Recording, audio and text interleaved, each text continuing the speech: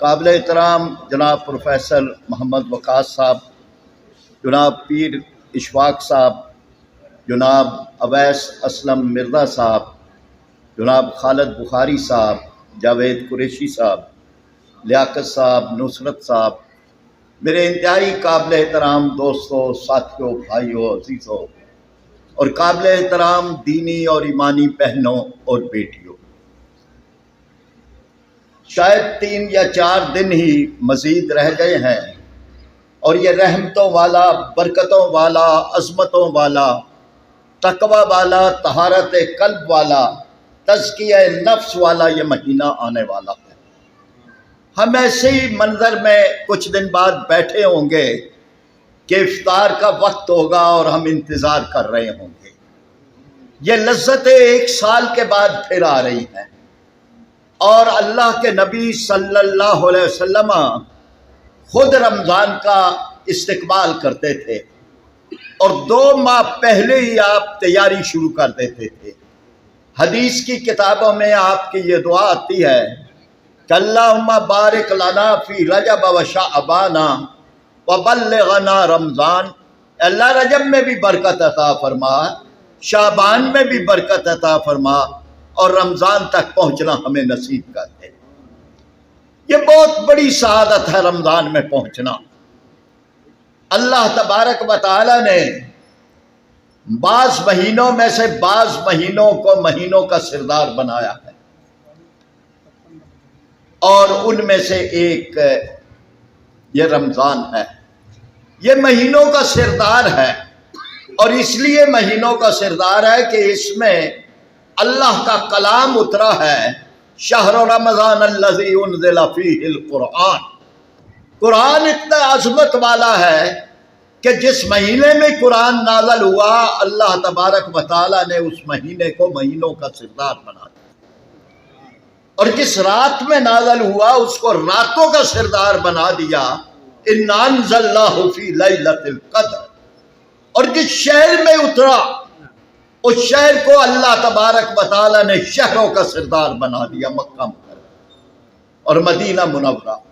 اور جس نبی رحمت صلی اللہ علیہ وسلم پہ قرآن نازل ہوا، وہ کائنات کے سردار، وہ نبیوں کے سردار، وہ خاتم النبیین، وہ رحمت للعالمین۔ تو اللہ تبارک و تعالیٰ کی کتنی کرم نوازی ہے کہ آج ہم اس رمضان کا انتظار کرنے کے لیے جمع ہوئے، استقبال کرنے کے لیے۔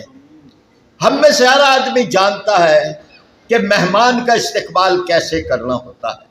یہی اسکول ہے، اسکولوں کے اندر مہمان آتے ہیں تو اسکول والے بڑا اس کا انتظام کرتے ہیں، بڑی چھڑیاں لگائیں گے، بڑا بہترین کریں گے کہ مہمان آ رہا ہے۔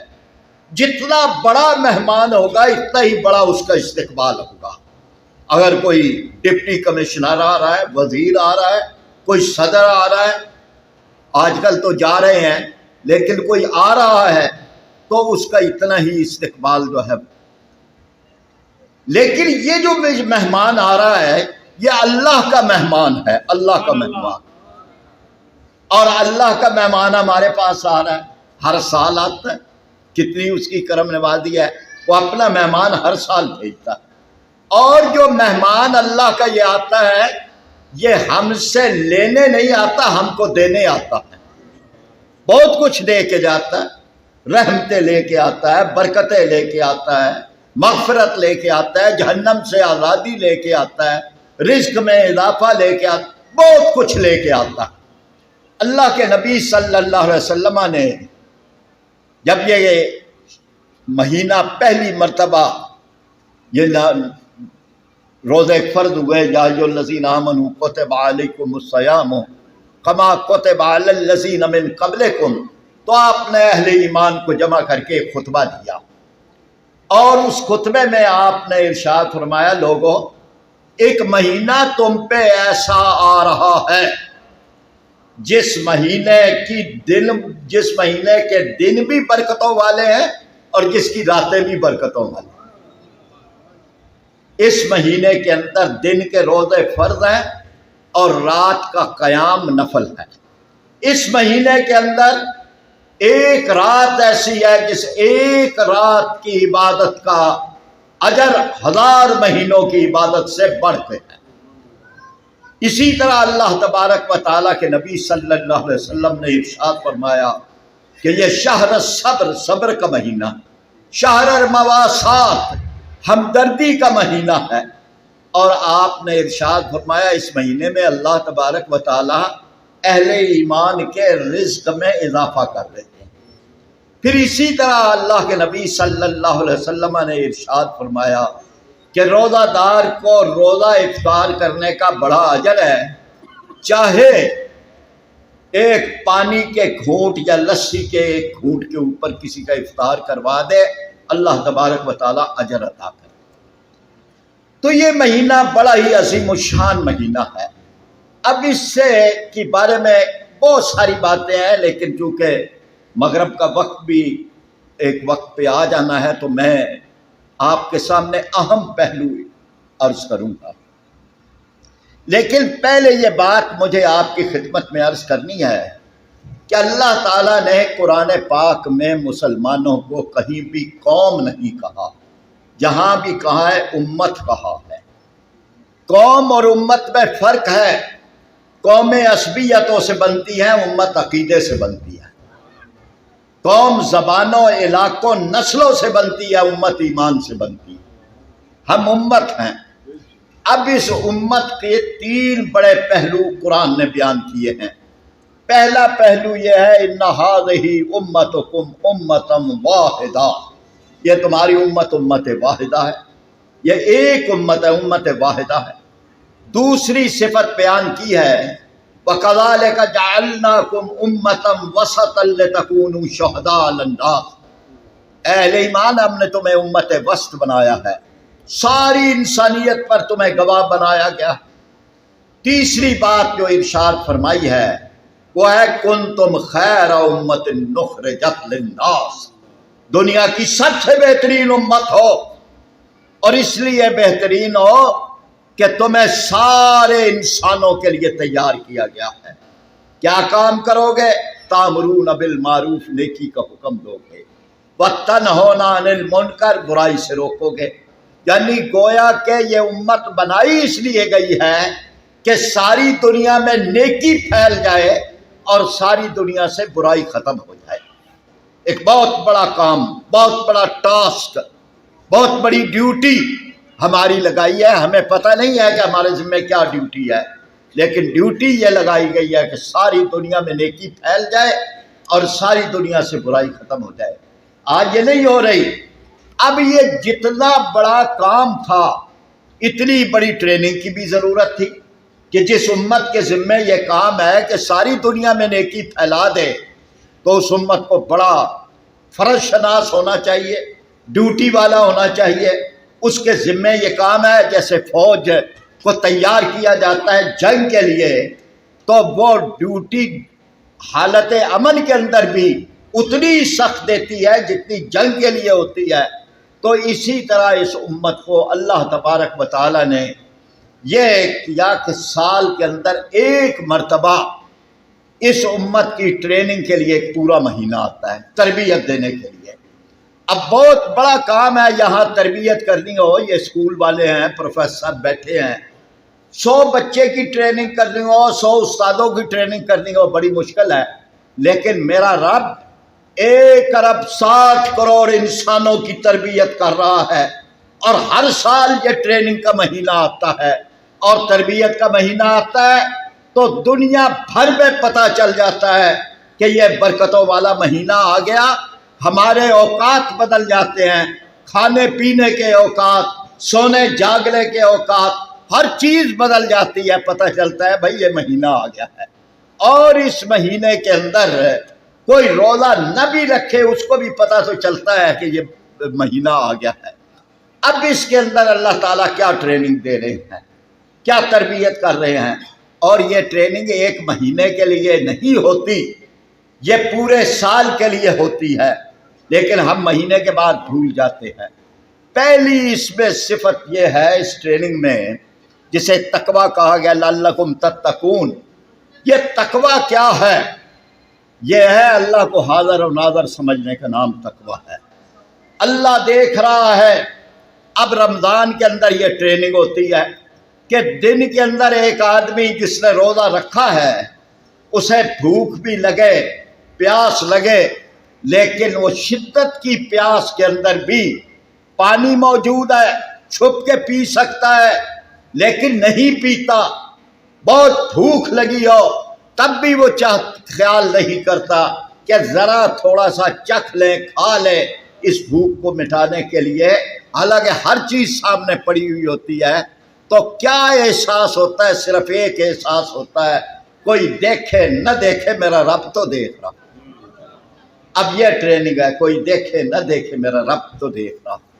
اور یہ ٹریننگ ہے پورے سال کے لیے ہے۔ رشوت لیتے ہوئے کوئی دیکھے نہ دیکھے میرا رب تو دیکھ رہا۔ جھوٹ بولتے ہوئے کوئی سنے نہ سنے میرا رب تو دیکھ رہا ہے۔ بددیانتی کرتے ہوئے کسی کا حق مارتے ہوئے کوئی دیکھے نہ دیکھے میرا رب تو دیکھ رہا ہے۔ یہ احساس پیدا ہو جائے تو عدالت کی کرسیوں سے کبھی غلط فیصلے نہ ہوں۔ رب تو وہاں بھی سن رہا ہوتا ہے، دیکھ رہا ہوتا ہے۔ یہ کبھی اسی طرح جو سیاستدانوں کی منڈیاں لگتی ہیں یہ نہ لگے، اگر یہ خیال ہو کوئی دیکھے نہ دیکھے میرا رب تو دیکھ رہا، میرا رب دیکھ رہا ہے۔ یہ ٹریننگ ہو رہی ہے، یہ ٹریننگ مردوں کی بھی ہو رہی ہے، عورتوں کی بھی ہو رہی ہے، بوڑھوں کی بھی ہو رہی ہے، جوانوں کی بھی ہو رہی ہے۔ اور اگر یہ ٹریننگ اگر ہو جائے کہ ہر لحاظ سے رب دیکھ رہا ہے، اب ایک بہت بڑی ہے دوسری ٹریننگ اس کے ساتھ تربیت جو کی جاتی ہے وہ یہ ہے کہ اللہ تبارک و تعالیٰ نے کچھ چیزوں کو حرام کیا ہے، کچھ کو حلال کیا۔ رزق کے اندر کھانے پینے کی چیزوں میں کچھ حلال ہے کچھ حرام ہے، کمانے کے اندر کچھ حلال ہے کچھ حرام ہے، خرچ کرنے کے اندر کچھ حلال ہے کچھ حرام ہے۔ اللہ تبارک و تعالی ہمیں حرام سے روکتا ہے۔ وہ کہتا ہے رزق حرام کا ایک لقمہ بھی اگر کوئی کھا لے تو 40 دن کی نمازیں قبول نہیں۔ اللہ کے نبی صلی اللہ علیہ وسلم نے ارشاد فرمایا کہ ایک آدمی آتا ہے اور وہ ہاتھ اٹھا اٹھا کے کہتا ہے، یہ سمجھ لے کہ میدان عرفات میں، یا رب اے میرے رب اے میرے رب، لیکن اس کی دعا کیسے قبول ہو؟ وَمَلْبَسُهُ حَرَامٌ، لباس اس نے حرام کا پہنا ہوا ہے، وَمَطْعَمُهُ حَرَامٌ، کھایا اس نے حرام کا ہے، وَمَشْرَبُهُ حَرَامٌ، حرام کا اس نے پیا ہے، تو اس کی دعا کیسے قبول ہوگی؟ اب میرا رب کتنی بہترین ٹریننگ دے رہا ہے کہ رمضان المبارک کے اندر اللہ تبارک و تعالیٰ ایک خاص وقت سے خاص وقت تک ہمیں حلال سے بھی روک دیتے۔ یہ جو روزے میں ہم رکتے ہیں حلال سے رکتے ہیں، روکنا حرام سے ہے، تربیت حلال سے بھی روکنے کی دی جا رہی ہے۔ سحری سے افطار تک اب حلال بھی نہیں کھاؤ گے، یہ پانی حلال، یہ کھانا حلال، یہ میاں بیوی کے تعلقات حلال، لیکن اس وقت سے اس وقت تک تم اس لیے رک جاؤ گے کہ تمہارے رب نے روک دیا۔ جس رب نے حلال کے کہنے پہ تم حلال سے بھی رک گئے تھے، اب سال کے 11 مہینوں کے اندر تم حرام کیسے کھاؤ گے؟ اتنی بہترین ٹریننگ ہم سمجھتے نہیں، ہم تو عادتاً روزے رکھ رہے ہیں نا جی، کہ بس بچپن سے رکھ رہے تھے، کبھی ہم نے نہیں سوچا۔ اسی لیے کہا اللہ کے نبی صلی اللہ علیہ وسلم نے کہ جس نے کھانا پینا جھوٹ کا نہ چھوڑا اور ایمان اور احتساب کے ساتھ روزے نہ رکھے، فَلَيْسَ لِلَّهِ حَاجَةٌ، تو اللہ کو کوئی ضرورت نہیں ہے أَن يَدَعَ طَعَامَهُ، کہ وہ اپنا کھانا چھوڑ دے یا پینا چھوڑ دے۔ اللہ کو بھوکا رکھنا مقصود نہیں ہے، اللہ کو تمہاری ٹریننگ، تمہاری تربیت، تمہیں تقوی پیدا کرنا، تمہارے اندر اچھی صفات پیدا کرنا۔ ایک اور پہلو سے بھی آپ دیکھیں، دنیا کے اندر 3 طریقے ہیں انسان پہ۔ ایک ہے آزادی نفس کا، اپنے آپ کو چھوڑ، میں کوئی پابندی نہیں قبول کرتا، آزادی نفس یہ مغرب کا ہے، میرا جسم میری مرضی، یہ آزادی نفس ہے۔ یہ ایک پورا کلچر ہے، یہ ایک جملہ نہیں ہے، کہ مجھے کوئی پرواہ نہیں ہے، میں نہ کو خدا کو مانتا ہوں، نہ رسول کو، نہ کسی چیز کو۔ ہمارے معاشرے کے اندر بھی بے شمار لوگ یہی ہیں کہ جی یہ پابندیاں کیا ہیں، یہ سود کیا ہے، یہ سود سے تو پیسے ملتے ہیں، یہ باقی آپ نے کیا پابندیاں۔ تو یہ ایک ہے آزادی نفس کا، دوسرا ہے ترک نفس کا کہ بھکشو بن جاؤ، مست ملنگ بن جاؤ، دنیا کے اندر کوئی کھانا پینا گندے مندے رہو، یہ ہے ترک نفس۔ اسلام نہ ترک نفس سکھاتا ہے، نہ آزادی نفس سکھاتا ہے، وہ ضبط نفس سکھاتا ہے، اپنے اوپر کنٹرول۔ اب یہ دیکھیں نا کتنی ٹریننگ ہو رہی ہے، سامنے پڑا ہوا ہے نا کھانا، آپ کھاؤ نا، کتنا کنٹرول ہو گیا۔ آپ ہر چیز موجود ہے، پھر بھی آپ رکے ہوئے ہیں، یہ کنٹرول، اسلام یہ کنٹرول دے۔ آپ کی زبان غصے کے ساتھ بھری ہوئی، آپ کسی کو گالی نکالنا چاہتے ہیں، پھر خیال آتا ہے کہ روزے سے ہوں، رک جاتے ہیں، یہ کنٹرول۔ اب یہ کنٹرول جو ہے وہ سکھایا جا رہا ہے کہ جی اپنے اوپر ضبط کرو، اپنے نفس کے اوپر ضبط کرو۔ یہ گھروں کے اندر جو آپس کی لڑائیاں ہوتی ہیں زبان کے چلانے پہ دونوں طرف سے، کیا ہمیں اپنا کنٹرول ہمارے پاس نہیں ہوتا؟ روزہ تو یہ کنٹرول ہمیں سکھا کے جا رہا ہے کہ اپنے اوپر کنٹرول، زبان پہ کنٹرول، ہاتھ پہ کنٹرول، کھانے پینے پہ کنٹرول، ہر چیز کے اوپر۔ تو اسلام یہ ضبط نفس سکھاتا ہے، اور اسی کی وجہ سے دنیا کی بہترین قوم مسلمان، دنیا کی بہترین قوم۔ اب اس کے ساتھ ساتھ ہے یہ پہلو بھی ہم اپنے ذہن کے اندر رکھیں کہ اصل چیز اللہ کا حکم ہے، اللہ کا حکم۔ اب یہ اللہ کا حکم کتنا ہم مانتے ہیں کہ آپ ابھی کھا رہے تھے، وقت سحر کے اختتام کا آ گیا، آپ کا ہاتھ رک گیا، کس نے روکا ہے؟ اللہ کے حکم نے۔ دن بھر روزے سے رہے، اب وقت افطار ہے، کوئی کہے کہ جناب روزہ تو بڑا ثواب کا کام ہے، میں 2 گھنٹے بعد عشاء کے بعد اب روزہ افطار کروں گا، تو کیا اب ثواب ملے گا؟ اب نہیں ملے گا، اس لیے کہ اصل اللہ کا حکم ہے۔ اللہ کا حکم تھا، تم رک گئے، اب اللہ کا حکم افطار کرنے کا ہے، اگر رکے رہو گے تو اجر نہیں ملے گا۔ یہ وہ تربیت اور یہ وہ ٹریننگ ہے جو اسلام دے رہا ہے۔ اب ذرا ہم دیکھیں کہ کتنا بڑی ایک اللہ تبارک و تعالیٰ کا احسان ہے ہمارے پاس۔ پھر رمضان جو ہے وہ قرآن کا مہینہ ہے، شہر رمضان الذی انزل فیہ القرآن، رمضان قرآن کا مہینہ ہے۔ اور قرآن کیا ہے؟ قرآن ھدی للمتقین، متقی لوگوں کی ہدایت کا کلام ہے۔ قرآن کیا ہے؟ انا انزلناہ فی لیلۃ القدر، قرآن کیا ہے؟ تبارک الذی نزل الفرقان علی عبدہ، یہ قرآن وہ ہے، یہ حق اور باطل کے درمیان فرق کرنے والی کتاب۔ اب یہ قرآن سے ہمارا تعلق تو اس طرح ہونا چاہیے کہ جیسے ہم ہر روز ناشتہ کرتے ہیں، ہر روز قرآن پاک کو پڑھیں، لیکن بدقسمتی سے ہم اس سے محروم ہیں۔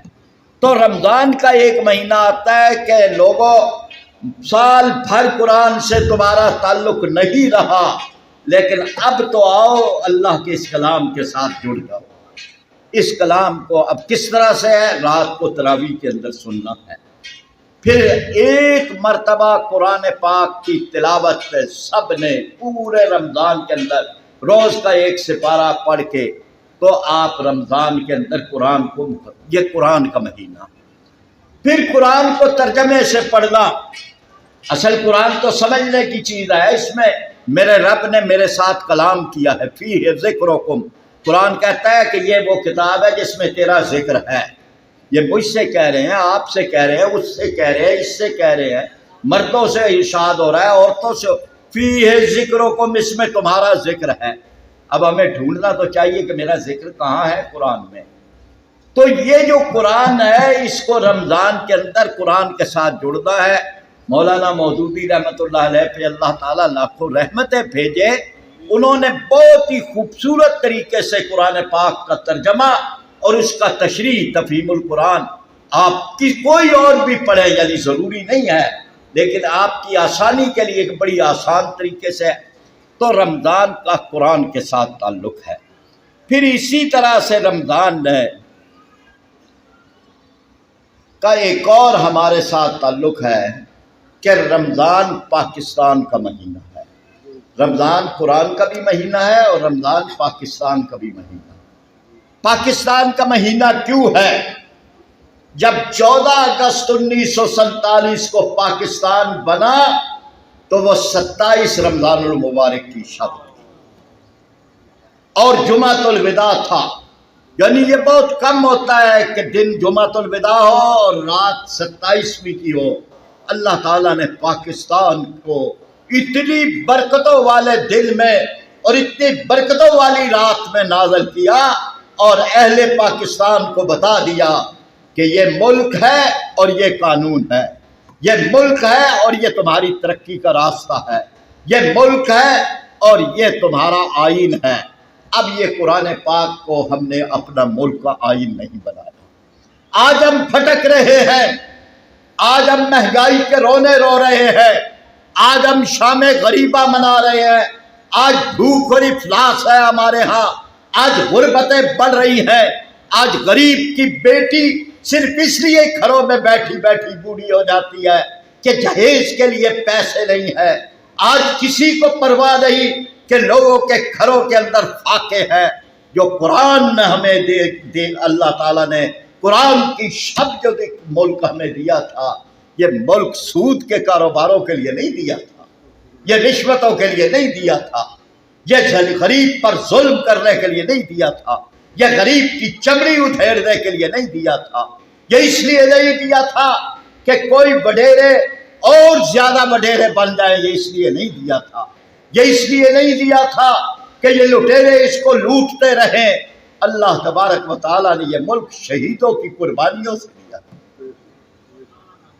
آپ اندازہ نہیں کر سکتے، ہم تو یہاں ہی، ہم تو پاکستان بننے کے بعد پیدا ہوئے ہیں اور یہاں بھی جو بیٹھے ہوئے ہیں آپ تو اسی علاقے سے ہیں، جو وہاں سے آئے ہیں بیچارے، کوئی اندازہ کر سکتا ہے؟ وہاں سے ایک ٹرین چلی اور اس ٹرین پہ حملے ہوئے، کٹ گئے، لوگ زخمی تھے، لاشیں پڑی تھی، لیکن ہندوستان کے اندر ہی ایک پلیٹ فارم پر جے ہند کا نعرہ دیکھا تو ان لوگوں کو اپنے غم بھول گئے اور چیخیں نکل آئیں، اس لیے کہ وہ جے ہند کا نعرہ کسی برش سے نہیں لکھا گیا تھا، وہ مسلمانوں کے چھوٹے چھوٹے معصوم بچوں کی لاشوں کو پرو کے ریلوے اسٹیشن کے اوپر لکھا ہوا تھا۔ یہ ملک کوئی سوک آسانی سے بنا ہے؟ وہ کسی شاعر نے کہا تھا کہ ہتھاں دے وچ کلمہ ٹوٹیاں، سینے دے وچ بلبا ٹوٹیاں، تے عزت والی ٹہنی اتو ازرا بانو سلبا ٹوٹیاں۔ ملک کو یہ سوکھا پڑے؟ آج ہم بھول کے ہم سیاستوں کے کھیل کھیل رہے ہیں۔ آج کوئی یہ زندہ باد، کوئی وہ زندہ باد، یہ ٹوٹ گیا، وہ ٹوٹ گیا، یہ جڑ گیا۔ ہم کس چیز کے اندر ہیں؟ ملک قرضوں کے اوپر چل رہا ہے۔ اس وقت ہمارے اوپر 56,000 ارب روپے کا قرضہ ہے ہمارے اوپر۔ ہر آدمی آپ میں سے جو بیٹھا ہوا ہے 2,35,000 روپے کا قرضہ ہر ایک پہ ہے۔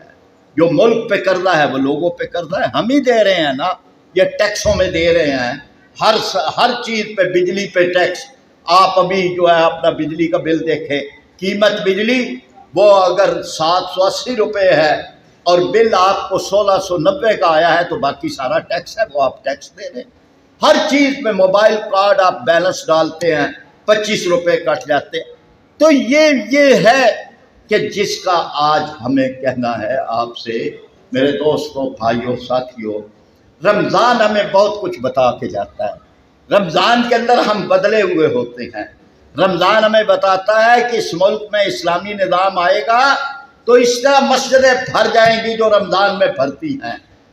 رمضان ہمیں بتاتا ہے کہ بھائی رمضان کے اندر کس طرح اللہ کا حکم کی ہم پابندی کرتے ہیں، تو یہ رمضان جو ہے ایک لحاظ سے ہمیں پاکستان اور نظام مصطفیٰ اور اسلامی نظام کا ہمیں ایک منظر دکھاتا ہے۔ ایک اور طریقے سے آپ سمجھیں، آج ہمیں بڑا مشکل لگتا ہے، ہم کہتے ہیں جی لوگ ہی بڑے بگڑے ہوئے ہیں جی، کوئی ٹھیک نہیں ہوگا۔ لیکن آپ اگر اس کو اس طرح سے دیکھیں کہ رمضان میں روزے رکھنا کتنا آسان ہے، ہر آدمی رکھتا ہے، بوڑھے بھی رکھتے ہیں، بچے بھی، گرمیوں میں بھی، سخت گرمیوں میں بھی، کس لیے کہ ہر کوئی روزے رکھ رہا ہے۔ اگر کوئی نفلی روزہ یا قضا روزہ آپ سردیوں میں بھی رکھنا چاہے تو آپ نہیں رکھ سکیں گے، دل نہیں کرے گا، ہمت نہیں پڑے گی۔ یہ کس لیے ہے؟ یہی وہ چیز ہے جو ہم سمجھانا چاہتے ہیں کہ اس ملک کے اندر اسلامی نظام ہوگا تو نیکی آسان ہو جائے گی، برائی مشکل ہو جائے گی۔ آج برائی آسان ہے، نیکی مشکل ہے۔ تو آج ہم آپ کی خدمت کے اندر جماعت اسلامی کی طرف سے، سراج الحق صاحب کی طرف سے یہ بات آپ کو رمضان المبارک کی اس برکتوں اور رحمتوں والے مہینے کے اندر یہ بات آپ کی خدمت میں عرض کرنا چاہتے ہیں کہ آئیے، یہ بلدیاتی انتخاب آئیں، قومی صوبائی آئیں، ایک موقع ہوتا ہے ہمارے پاس، ایک دن ہوتا ہے اور وہاں کوئی نہیں دیکھ رہا ہوتا، وہاں اللہ دیکھ رہا ہے۔ یہ رمضان نے ہمیں یہی مشق کرائی ہے نا کہ بھائی کوئی دیکھے نہ دیکھے، میرا رب تو دیکھ رہا ہے۔ آپ جب مور لگاتے ہیں کوئی نہیں دیکھتا، رب تو دیکھ رہا ہے کہ سامنے ایک اچھا، نیک، شریف، تقوی والا آدمی، اس کو آپ نے ووٹ نہیں دیا، ایک دوسرے کو دے دیا کہ یہ برادری سے ہے، یہ فلاں سے ہے، یہ فلاں پارٹی سے ہے۔ تو یہ ہمارا امتحان رمضان کے بعد بھی ہوتا ہے اور ہمیں اس کا خیال رکھنا ہے۔ رمضان کے سلسلے کی بے شمار چیزیں ہیں، دو باتیں بیان کر کے میں عرض کرتا ہوں۔ ایک تو میں اپنی بہنوں بیٹیوں سے یہ کہوں گا کہ کھانے پینے کا جو بھی نظام کرنا ہے اس کی تیاری رمضان سے پہلے کر لیں، اور رمضان کے اندر گھروں کے اندر قرآن پڑھنا، ذکر کرنا، نمازوں کی پابندی، ان چیزوں کی طرف جو ہے وہ آئیں، اور ہم بھی اپنے جتنے کام ہیں ان پر رمضان اور اس کی عبادات کو ترجیح دیں۔ یہ پھر نہیں آئے گا۔ اللہ کے نبی صلی اللہ علیہ وسلم نے اس بات کو سمجھایا۔ آپ منبر رسول پہ قدم رکھ رہے تھے، ایک سیڑھی پہ چڑھے، آپ نے کہا آمین، دوسری سیڑھی پہ قدم رکھا، آپ نے ارشاد فرمایا آمین، تیسری سیڑھی پہ قدم رکھا، آمین۔ تو صحابہ نے پوچھا ہے اللہ کے نبی صلی اللہ علیہ وسلم، یہاں آپ نے آمین فرمایا ہے، یہاں دعا تو کوئی نہیں کی گئی؟ آپ نے ارشاد فرمایا کہ دعا تو کی گئی ہے، اگرچہ تمہارے کانوں نے نہیں سنی۔ یہ دعا کرنے والے جبریل امین تھے اور اس پہ میں آمین کہہ رہا تھا۔ اور یہ تین دعائیں ہیں، دعائیں نہیں، دوسرے لفظوں میں سمجھے بد دعائیں ہیں۔ پہلی سیڑھی پہ قدم رکھا تو جبریل امین نے کہا کہ وہ آدمی ہلاک ہو گیا کہ جس کے سامنے آپ کا نام نامی اس میں گرامی پڑا گیا تو اس نے آپ پر درود نہیں بھیجا۔ صلی اللہ علیہ وسلم نہیں کہا تو میں نے اس پہ آمین کہا۔ دوسری سیڑھی پہ قدم رکھا تو جبریل امین نے کہا کہ وہ آدمی ہلاک ہو گیا جس نے اپنے بڑھاپے کے اندر اپنے ماں باپ کو ان کے بڑھاپے کے اندر دونوں یا اسی میں سے کسی ایک کو پایا اور ان کی خدمت کر کے جنت کو لازم نہیں کر لیا، تو میں نے اس پہ بھی آمین۔